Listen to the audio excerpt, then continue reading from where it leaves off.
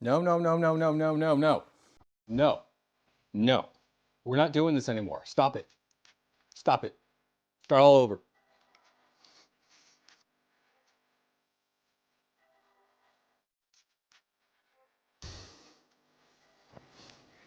That's better.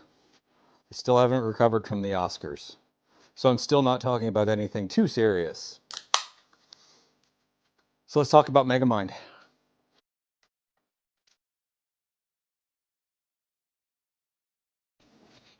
Megamind interests me because Megamind has the iconography of Superman slightly modified and then completely messes with it. If you put Metroman in red and blue and you turn Megamind green to make him Brainiac, people would hate the film. Hate it. Because it's obviously Superman, Brainiac, Lois Lane, and Jimmy Olsen all being completely thrown for a loop in terms of in character, in terms of intent, in terms of theme, in terms of everything. So it's not the most unusual thing in the world, especially now, to find a property that gets taken over by someone who intends an act of vandalism. The most recent one is going to be The Bride. Uh, Maggie Gyllenhaal has made it extremely explicit that she hates a certain part of the original Bride of Frankenstein and she wants to correct it or something. I don't know. I still haven't seen it. It looks interesting. I can't wait for it to hit HBO Max. We're so far into this cycle that no one really cared and the movie just completely bombed because who cares about a Joker ripoff that is going to correct the misogyny of the 1930s horror movie that people only kind of sort of know because of the last like 2 minutes. I mean, so no one really cares anymore. But the intention is obviously there to take something original and kind of just make something else with it. And using that iconography, it heightens it. It makes the connection very explicit. It takes something that someone else created and says, I am going to do something else with this that I think is better. And when you're doing that with something that people love, well, they're going to throw up their hands and they're going to object. So I think the first time I came across something like this was Michael Mann's movie of Miami Vice. Miami Vice, the show, has a very specific look and tone. Michael Mann's movie, Miami Vice, does not have that look and does not have that tone. It is extremely different. I've never seen like much of anything beyond the shortest of clips of the original show, but it's very obvious that there's a certain knowing fun to the show that is completely absent from the movie, which is very, very self-serious and very dark. And this was the first time I think I ever heard someone say, or read it on the internet, that if they had just named it something else, I would have liked it. Now, I'm not a huge fan of Miami Vice, the movie. This is not a video about it. But because I have so little interaction with the show itself, I was like, who cares? It's just a movie. But it's never a good way to interact with people when you say that their concerns don't matter. So I've long ago learned to suppress that. Although it still doesn't matter to me. I don't care. You can take Superman and you can completely change him, and I'm open to it. Think of Zack Snyder's take on Superman, which a lot of people feel like is a betrayal of the character. Well, I'm not that tied to the character, and it's its own thing, so I'm happy with it. But whatever. I think an interesting example of this from history, just completely removed from comic books or anything, or TV, is the movie Annie, the John Huston movie adaptation of the comic strip from the 30s and 40s. So again, it's another movie I'm not a huge fan of. John Huston was a weird director who, he was more of a personality than a real filmmaker, although he did have some gems. But Annie is an instance where the the vandalization of the original is kind of the only interesting thing to bring up about it. This is very centered on the role of FDR in both comic and movie. And the comics was written by a man who hated FDR, hated him, and like fully put it into the comic itself. It was to the point where after FDR's third re-election, the author just outright killed the character of Daddy Warbucks. It was a protest against the whole thing where Daddy Warbucks could not stand to live in this country anymore, so he died. And then he came back to life after FDR died. The guy hated FDR. And then in the movie, kind of the end of the movie is Daddy Warbucks learning a lesson from FDR, who teaches him about like responsibility, and they have a song and dance together. It is a complete vandalization of the original comic strip. It is taking the original comic strip and inverting it, saying, no, the original comic strip was wrong. It's not why I have problems with the movie, but it is genuinely kind of the only real interesting thing about the movie. And so we come to Megamind. Megamind is an inversion or a subversion, if you want to use the more common term, of the Superman ethos, of the Superman iconography. Again, Metroman is obviously Superman. You just drain all the color out of the red and blue and make it all white. You change the S to an M, and suddenly you have Metroman, who is Superman, but he's got a white suit on. And then you have Megamind, who is, you know, a blue comic version of Brainiac. And then you have the Jimmy Olsen character, played by Seth Rogen, and then you have the Lois Lane character, played by Tina Fey, and it's like, it is all there. And, you know, if you're just like sitting there wondering, no, I mean, it's just coincidence. Well, first of all, Superman's origin story and Metroman's origin story are extremely similar. They both leave a planet that's about to explode. So does Megamind in this. But, you know, in Megamind, he's raised by rich people instead of just poor farmers. And then, to make it even more, Megamind disguises himself as Marlon Brando, as Space Dad, when he's trying to recruit and train Titan, who is supposed to replace Metroman. It's Superman. It is. It's Superman completely inverted and subverted. It is intentional. And I have never, not once, heard anyone ever say Megamind sucks because it doesn't get Superman right. Because it's not Superman. Now, if we lived in a world where, you know, DreamWorks Animation had gotten the rights to Superman at the time, and they had made the exact same movie, except with Superman and Megamind and Lois Lane and Jimmy Olsen. Or if, you know, you want to check out my public domain video to talk about talk about copyright. What if Superman was just out of copyright? And DreamWorks had said, okay, we're going to make a Superman movie now. And they made Megamind, you know, exactly as it is, except with the Superman iconography. Would people have been, you know, would they have had the same reaction? And it's obvious that they would not have. They would have been virulently against it. They would have hated it because it intentionally takes the iconography of Superman and does something wrong with it. However, I don't want to talk about Megamind because it's just kind of interesting in this, you know, taking an existing property and reshaping it and then kind of giving it a thin veneer of something else. You know, this is definitely not the first time that something like that has ever happened. It's been happening forever. What I want to bring it up is, you know, I've thought about starting this YouTube channel several times in the past, and honestly, one of the first videos I ever thought about making was about Megamind. It was kind of a focused little topic, just try to like get me in. But now here I am post-Oscars and I just need something easy that I can throw together, and Megamind comes back to mind.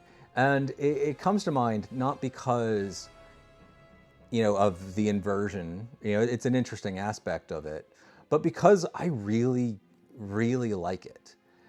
I think it is one of DreamWorks' best animated movies.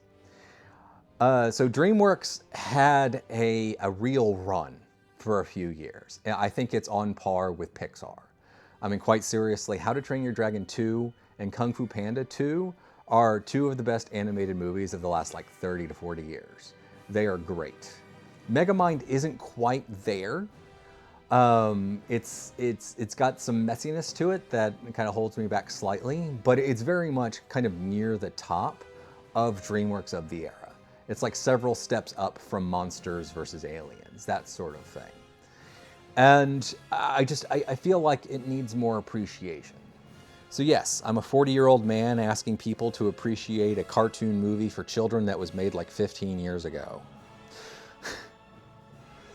And one of the reasons why I feel like it's deeply unappreciated is because it is one of the worst performing DreamWorks films, DreamWorks animation films, that there's ever been. It's like third worst in terms of raw dollars.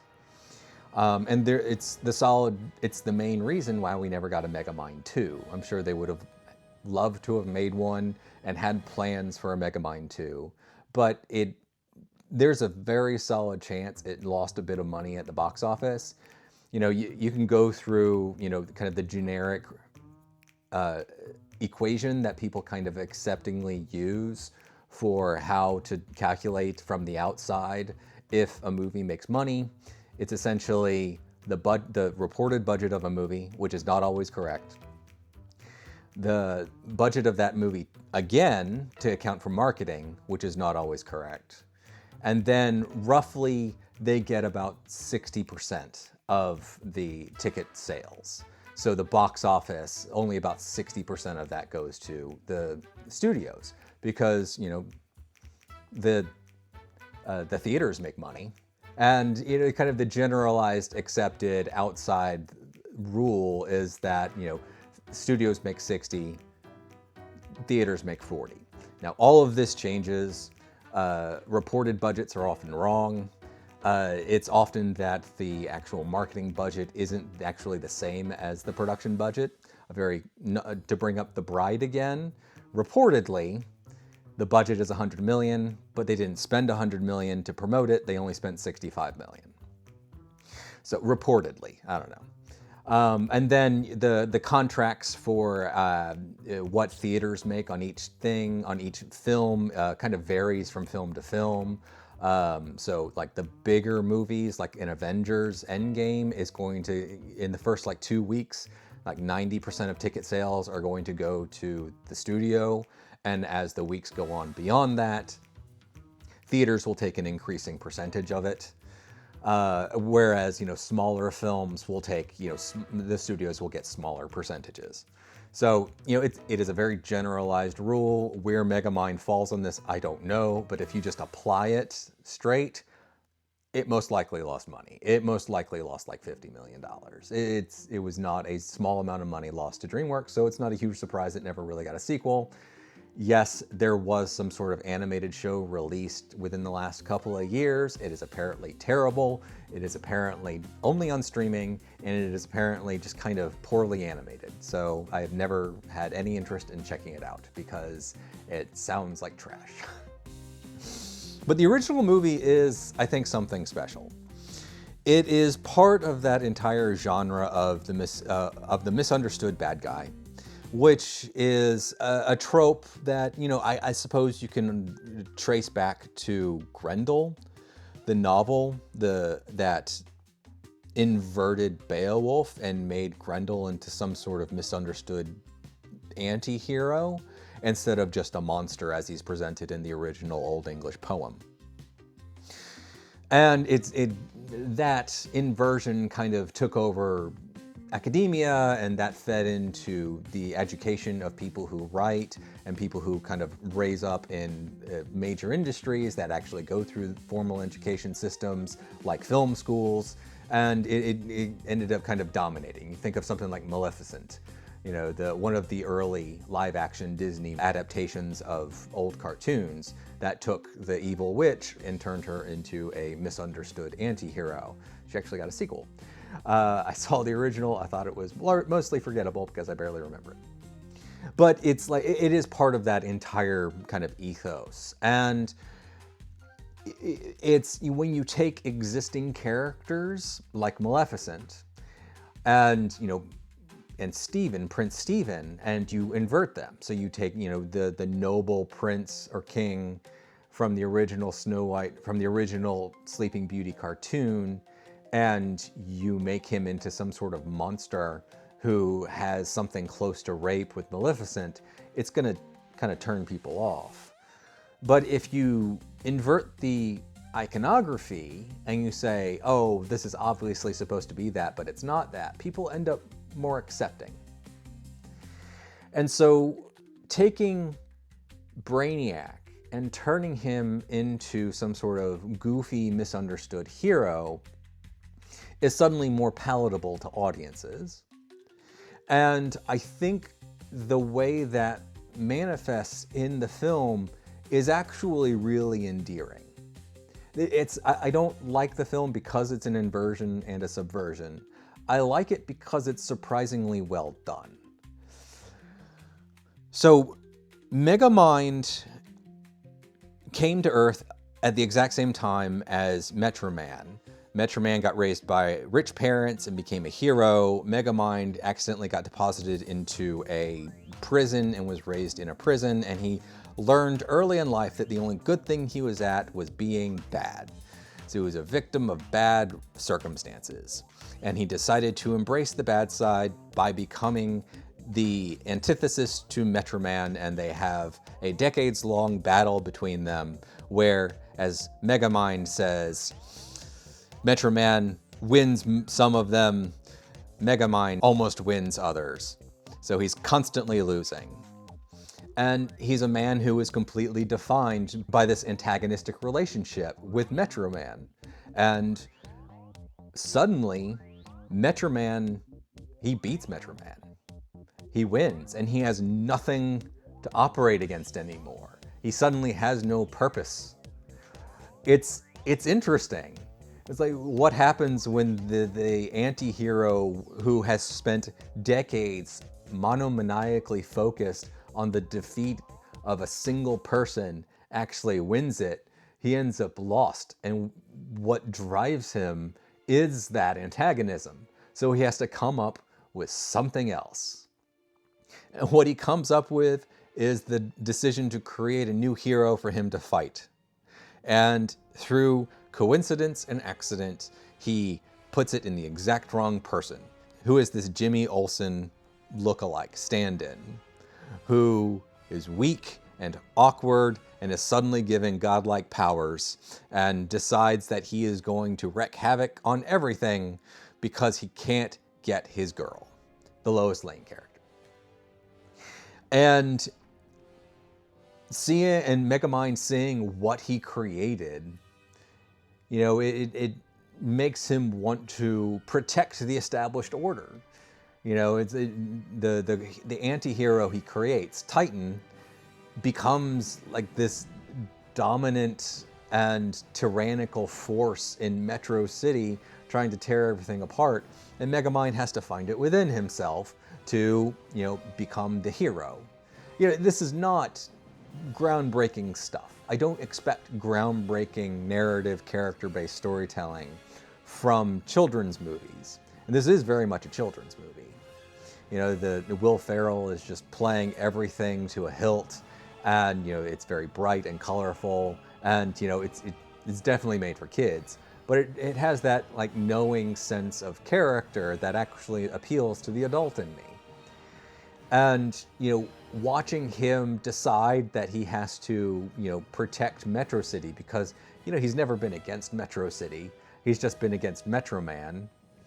And protecting Metro City ends up making him a hero. It's very satisfying. I really, really like it. I really like it. And it's actually really well structured. It does start in media res, in the middle of the action, with him just falling at a certain point in the final battle, and then we have a flashback. It's a technique I'm never a huge fan of. There's actually a Rick and Morty episode where it's the Purge episode where Morty has to listen to a guy's script, and his one criticism is that you don't start in the middle of the action, you start at the beginning of the story. And you know, that show is just full of Dan Harmon just like taking his storytelling ethos and making it kind of explicit. But it's something I definitely agree with. You know, I'm not a huge fan of the story circle. It's nothing that I would use, but start at the start of your story is something I agree with. However, I mean, so it's like the movie's not perfect. It kind of irritates me, but what I think it does well, even within that context of, you know, opening in media res, is that we actually don't really have a sense of the larger conflict. So in terms of spoilers, it's not really giving us much. It's really just, I'm at a down point in my life. I'm at a very low point in my life. I'm falling to my death and I've lost everything. We don't know anything else about the situation. We don't know who he's fighting. We don't know who the girl of his dreams is or anything like that. You know, it's just he turns around and we turn around and go back to the beginning, which is fine. The way everything comes together in the end is ultimately, I find it just really, really satisfying of, you know, the character growth we see on the part of Megamind, you know, his interactions with, you know, the Lois Lane character in particular. And also how, you know, it uses certain, you know, it's not iconography, but it's kind of taking kind of conventions from Superman and applying them and then misdirecting with them. The way Metro Man dies in the early part is that he's trapped in a copper ball and he can't get out, which recalls Superman not being able to see through lead, as well as the existence of kryptonite. So, you know, it's like, all right, well, okay, so I can buy this. And then we find out later that no, it was all just fake. You know, Metro Man is fine. He just gave up. Can you imagine a Superman movie where Superman just gave up? I'm reminded of some of the blowback from The Dark Knight Rises when Alfred just walked away. Yeah, it was actually a surprisingly controversial moment in The Dark Knight Rises. Alfred just decides that he's going to try to protect Bruce by walking away, saying, you know, I'm not going to be there to stitch you up, so you'll have to stop. People were pissed about it. Now imagine a Superman movie where Superman just says, I'm not protecting Metropolis anymore. I'm done. I'm going to go live in my Fortress of Solitude and I'm going to make bad music. Just imagine how pissed people would be. But again, because it's Superman adjacent, people aren't against it. It's like, okay, I can see where this is, I can see the origins of this, but it is still not that. So I can accept the play with it. And watching, you know, Megamind having to grow because he can't fall back on Metro Man to save, you know, even bigger threats than him is ultimately extremely satisfying to me. I really, really like it. And so, you know, the ending feels a bit wrong. It's hard to imagine Megamind kind of like being the full hero. It kind of feels like it skips forward a couple of movies to where he is like essentially the Metro Man replacement in the hearts and minds of the people that he's terrorized for decades. And he's free and he doesn't have to go to jail, even though he was serving how many consecutive life sentences. But it's fun. It's the ending doesn't quite fit. It's kind of a weird end note. But ultimately, the movie, you know, it's not like the pitch perfect endings of something like How to Train Your Dragon, or How to Train Your Dragon 2, or Kung Fu Panda, or Kung Fu Panda 2. But it's so the ending's a little sloppy, which kind of holds me off a little bit.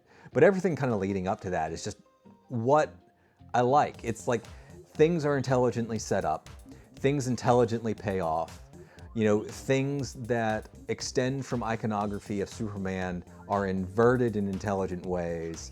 It uses the iconography of an existing property to kind of shorthand us into a situation. And it just provides us with this canvas on which the writers and directors get to play, and they do it well. And I feel like it's an underappreciated little gem of a film. Again, it's not DreamWorks' best film. It's DreamWorks. It represents a lot of good of what early DreamWorks computer animation was before they fell in love with Minions, and kind of like the whole Minions thing kind of took over the direction of the company. You know, Illumination animation just kind of like became, you know, the driving force of DreamWorks animation. But you know, there was that special time where DreamWorks animation was actually quite special. And I really do think that Megamind represents a solid entry there. I think it's underseen, I think it's underappreciated, and you know, I invite people to discover it. Yes, I spoiled the crap out of it, but you know what? If a movie can't work spoiled, it doesn't work. So yes, I spoiled it for you, but you know what? How many times have you rewatched the same movie you've seen over and over again and know the ending and it still works? It's fine. Go discover it. Go enjoy it. It'll be fun. But until then, I think I'll be back to like a classic director next time. We'll see. But I did need a break from like serious movies. So yeah. Anyway, that's it. Till next time. No. No. I said no. No. No more. Stop it. Stop it. No.